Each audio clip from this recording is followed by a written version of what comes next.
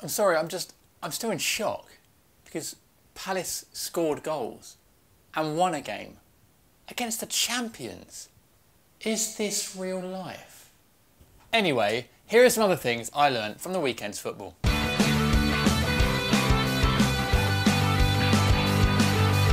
Here's a quick quiz. You're 2-1 up against the champions. You haven't scored a single goal all season or got a point in the league yet. It's the final few minutes and you have the ball on your own goal line.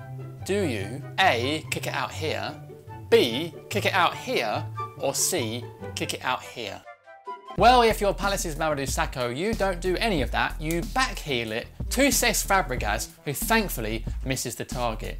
It was one of the most bizarre things I've ever seen in football. It was like creating drama just for drama's sake. Hey Jim, did you hear that Jim said your YouTube channel wasn't very good? What? And Jim said that you smell... No, I didn't. But high risk drama that comes back to bite you. Wait, why is he saying these things about us? Let's get him! Yeah! Uh-oh. Sakho's back heel, by the way, also sounds like a yoga pose. What are you doing? The Sakho's back heel? Why? I don't know.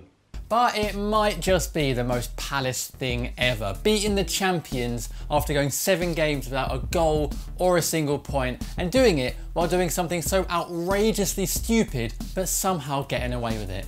Mama never changed. Meanwhile, ex-Man City goalkeeper Shay has made some revelations about former boss Roberto Mancini in his new book, Any Given Saturday. Great title, by the way. On Mancini's training methods, he said, "At most clubs I've been at, you do a bit of team shape on a Saturday to lead into the weekend and you play 11 v 11. The two teams would be a rough starting 11 versus the custard pies who are on the bench. But at City, it would just be the starting 11 against nobody. Ghosts. Nothing.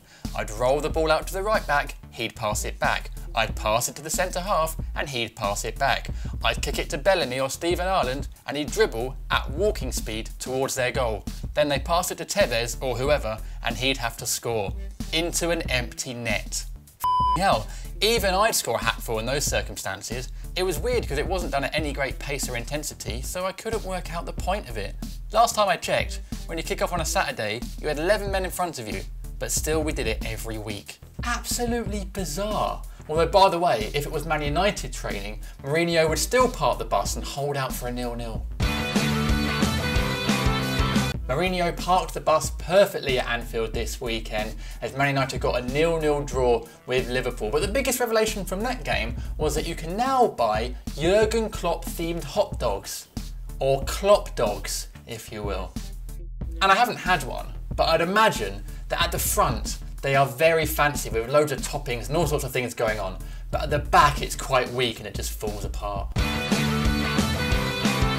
Meanwhile, Newcastle United owner Mike Ashley has put the club up for sale. These are live reaction scenes from Newcastle Town Centre. And apparently whoever does buy the club will get 50% off, free delivery of the contract and a giant Sports Direct mug. And finally, this ladybug made an impressive debut during the Leverkusen-Wolfsburg game at the weekend, making some darting runs off the ball and closing down the strikers from the front. Apparently Man City have already made a £50 million bid. Right, that's it. Thanks for watching. Comment below with what you learned from the weekend's football. Like the video if you're enjoying this series, and if you haven't yet, hit subscribe for weekly football silliness on my channel. I'm off to go and play football with Roberto Mancini against no one. Oh.